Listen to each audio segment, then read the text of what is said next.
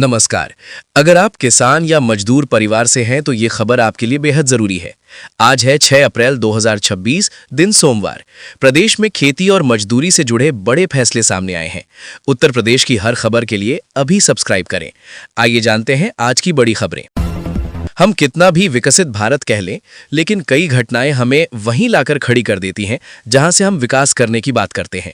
राजस्थान का एक video viral हो रहा है जिसमें देख सकते हैं कि एक बुजुर्ग शख्स बीमार पत्नी को साइकिल पर बैठाकर डीग जिला अस्पताल के इमरजेंसी वार्ड में पहुंचा। लखनऊ में मुख्यमंत्री योगी आदित्यनाथ ने भारतेंदु नाट्य अकादमी के भवन और ऑडिटोरियम का उद्घाटन किया। इससे कला और संस्कृति को बढ़ावा मिलने की उम्मीद जताई गई है। कार्यक्रम में कई कलाकार और अधिकारी मौजूद रहे। सरकार ने सांस्कृतिक विकास को प्राथमिकता देने की बात कही। ये कदम प्रदेश की सांस्कृतिक पहचान को मजबूत करेगा। मेरठ में गंगा नदी में हुए हादसे ने सभी को झकझोर कर रख दिया है। 2 भाइयों के बेटों की इस हादसे में मौत हो गई। परिवार में मातम का माहौल छा गया है। घटना के बाद इलाके में शोक और दुख का माहौल है। प्रशासन ने मामले की जांच शुरू कर दी है। बरेली में शंकराचार्य अविमुक्तेश्वरानंद ने योगी सरकार पर निशाना साधा है। उन्होंने कई मुद्दों को लेकर सरकार की नीतियों पर सवाल उठाए। बयान के बाद राजनीतिक माहौल गर्मा गया है। समर्थकों और विरोधियों के बीच बहस तेज हो गई है। मामले ने सियासी रंग ले लिया है। औरैया में गैस सिलेंडर न लाने पर महिला ने आत्महत्या कर ली। इस घटना से परिवार में हड़कंप मच गया है। पुलिस ने मौके पर पहुंचकर जांच शुरू की है। घटना के कारणों की पड़ताल की जा रही है। इलाके में इस घटना से सनसनी फैल गई है। अलीगढ़ में 1500 रुपए रिश्वत मांगने पर लेखपाल को सस्पेंड कर दिया गया है। शिकायत मिलने के बाद प्रशासन ने ये कार्यवाही की। मामले की जांच भी शुरू कर दी गई है। भ्रष्टाचार के खिलाफ सख्त रुख दिखाया गया है। अधिकारियों को पारदर्शिता बनाए रखने के निर्देश दिए गए हैं। बरेली से होकर गुजरने वाली 8 समर स्पेशल ट्रेनों का टाइम टेबल जारी किया गया है। इससे यात्रियों को गर्मियों में राहत मिलने की उम्मीद है। रेलवे ने अतिरिक्त भीड़ को देखते हुए ये फैसला लिया है। यात्रियों की सुविधा को ध्यान में रखते हुए व्यवस्था की गई है। नई समय सारणी जल्द लागू होगी। लखनऊ में सफाई व्यवस्था में लापरवाही मिलने पर सख्त कार्यवाही की गई है। मंत्री सुरेश खन्ना ने निरीक्षण के दौरान खामियां पाई। जिम्मेदार कर्मचारियों पर जुर्माना लगाया गया है। वेतन कटौती के भी निर्देश दिए गए हैं। सफाई व्यवस्था सुधारने के निर्देश जारी किए गए हैं। बहराइच में नकली नोट छापने वाले गिरोह का पर्दाफाश हुआ है। 4 आरोपियों को पुलिस ने गिरफ्तार किया है। वे 3 नकली नोट के साथ एक असली नोट भी देते थे। मामले में पुलिस ने जांच तेज कर दी है। आरोपियों से पूछताछ जारी है। उत्तर प्रदेश में डिजिटल लेन देन के मामले में नया रिकॉर्ड बना है। यूपीआई सबसे ज्यादा इस्तेमाल किया जाने वाला माध्यम बन गया है। लोग तेजी से डिजिटल भुगतान की ओर बढ़ रहे हैं। सरकार भी इसे बढ़ावा दे रही है। इससे पारदर्शिता और सुविधा में वृद्धि हुई है। बिना उपभोक्ताओं की अनुमति के स्मार्ट मीटर को प्रीपेड में बदलने पर विवाद हो गया है। लोगों ने इस फैसले का विरोध शुरू कर दिया है। मामले को लेकर शिकायतें दर्ज कराई जा रही हैं। अधिकारियों ने मामले की जांच शुरू कर दी है। जल्द समाधान निकालने की बात कही गई है। लखनऊ में मुख्यमंत्री योगी आदित्यनाथ ने भारतेंदु नाट्य अकादमी के नए भवन और ऑडिटोरियम का उद्घाटन किया। इससे कला और संस्कृति को बढ़ावा मिलने की उम्मीद जताई गई है। कार्यक्रम में कई कलाकार और अधिकारी मौजूद रहे। सरकार ने सांस्कृतिक विकास को प्राथमिकता देने की बात कही। ये कदम प्रदेश की सांस्कृतिक पहचान को मजबूत करेगा। वाराणसी में सख्त सुरक्षा के बावजूद सड़कें पिक एंड ड्रॉप पॉइंट बन गई हैं।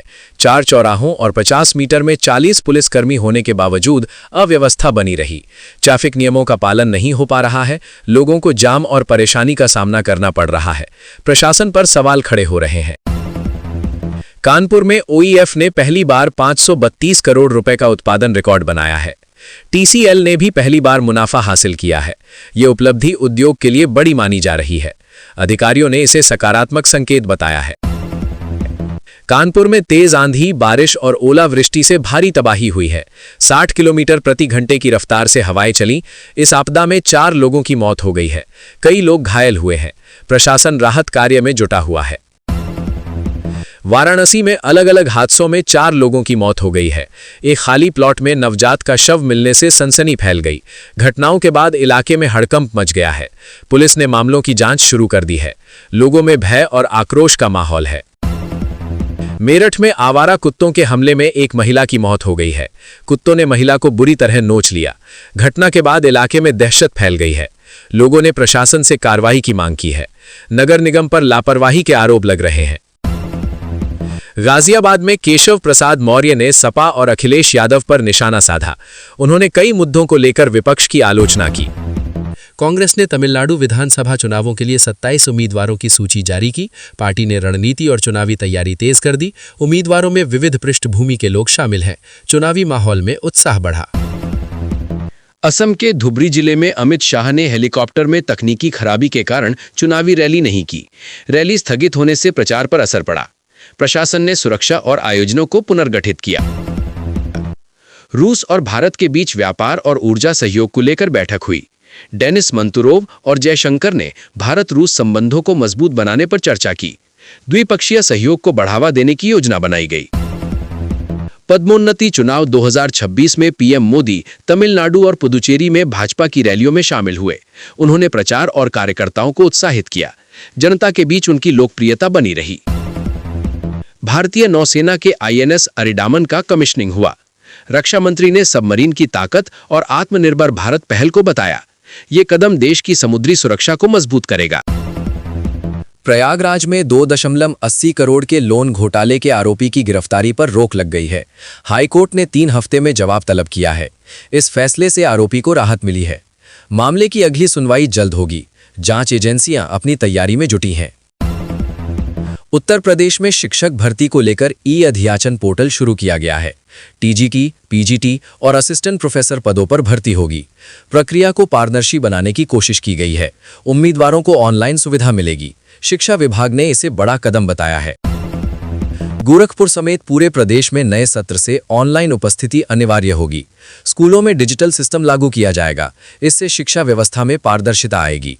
शिक्षकों और छात्रों की नियमित निगरानी होगी। सरकार ने इसे सख्ती से लागू करने के निर्देश दिए हैं। अखिलेश यादव ने स्मार्ट मीटर को लेकर बीजेपी सरकार पर हमला बोला है। उन्होंने इसे प्रीपेड पीड़ितों का मामला बताया है। सरकार की नीतियों पर सवाल उठाए गए हैं। इस मुद्दे पर राजनीति तेज हो गई है। जनता के बीच भी चर्चा बढ़ गई।